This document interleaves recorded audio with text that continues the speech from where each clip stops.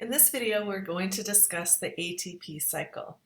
ATP, or adenosine triphosphate, is the energy currency of the cell. ATP is a small molecule that all cells use to perform cellular work. In fact, ATP is the molecule that powers most chemical reactions within organisms that require energy. This is the structure of ATP. Notice that it looks very much like a nucleotide.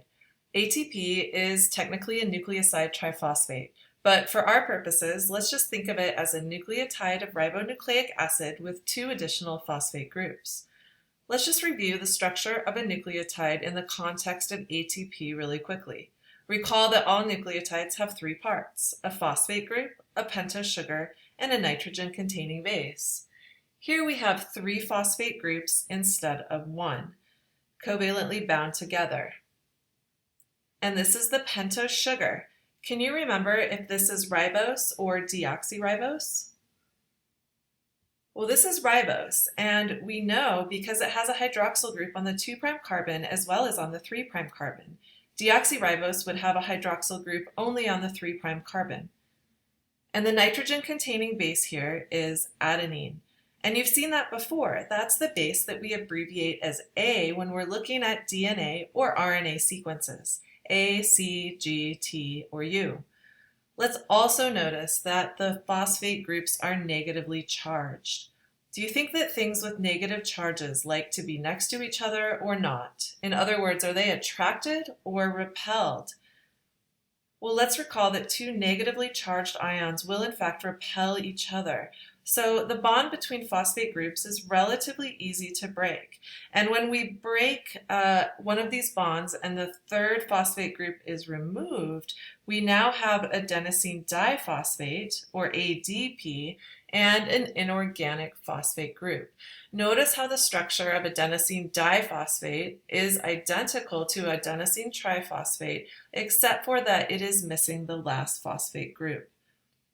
Okay, we're now going to switch to a cartoon version of ATP shown here, because now we're going to switch from talking about the structure of ATP to the ATP cycle, and we want to think about this in terms of energy and metabolism. All right, so here's the same reaction in which ATP and a molecule of water react to form ADP and an inorganic phosphate group.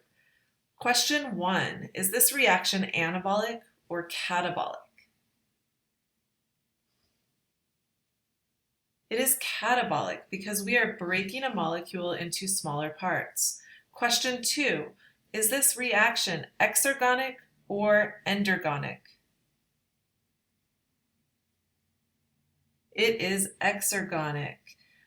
Energy is released during catabolic reactions because we are breaking chemical bonds and releasing the stored potential energy within the bonds. Question 3, is the change in free energy positive or negative?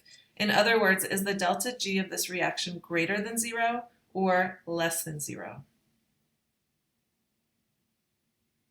It is less than 0, a negative number, because the free energy of the reactants are greater than the free energy of the products. Finally, is this a dehydration or hydrolysis reaction? This is a hydrolysis reaction. We add a molecule of water to break the bond between the second and third phosphate groups. So we sometimes refer to ATP breaking down as hydrolyzing ATP or ATP hydrolysis. Now, the energy that has been released by this reaction is now available to do cellular work that requires energy, so endergonic reactions that are taking place elsewhere in the cell. Even though this diagram shows the phosphate group just hanging out in space here, that's not usually going to be the case. Generally, the phosphate group will be attached to something else during the course of the reaction. For example, a protein, such as an enzyme or a membrane transport protein. And recall that when we attach anything to a protein, we can change its conformation or shape.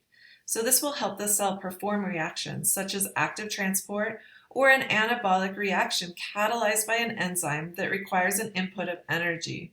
So in other words, the cell couples the exergonic reaction of ATP hydrolysis to an endergonic reaction that requires energy to accomplish some cellular work. Okay, so far so good. But We can't just break down all our ATP without producing more because the cell would die very quickly without a constant supply of energy. And by quickly, I mean in the order of minutes. So we need to produce more ATP all the time. And the way cells do that is via cellular respiration. We can go into all the nitty-gritty details of the processes that comprise cellular respiration a little later, but for now, let's just say the punchline, which is that cellular respiration produces ATP. And it does that by adding a phosphate group to adenosine diphosphate, ADP, to produce adenosine triphosphate, ATP. Okay, let's briefly run through the same set of questions that we asked earlier. Question 1, is this reaction anabolic or catabolic? It is anabolic because we are building something larger from smaller parts.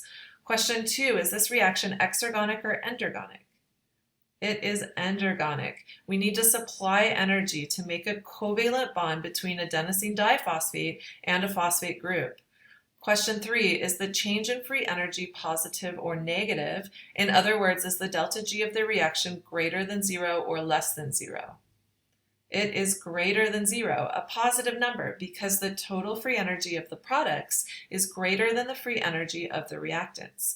And finally, is this a dehydration or hydrolysis reaction? This is an example of dehydration synthesis.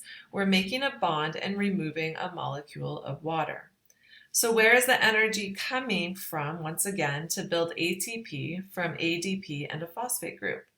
The energy is coming from the food molecules that we eat, and we then break them down during the exergonic process of cellular respiration.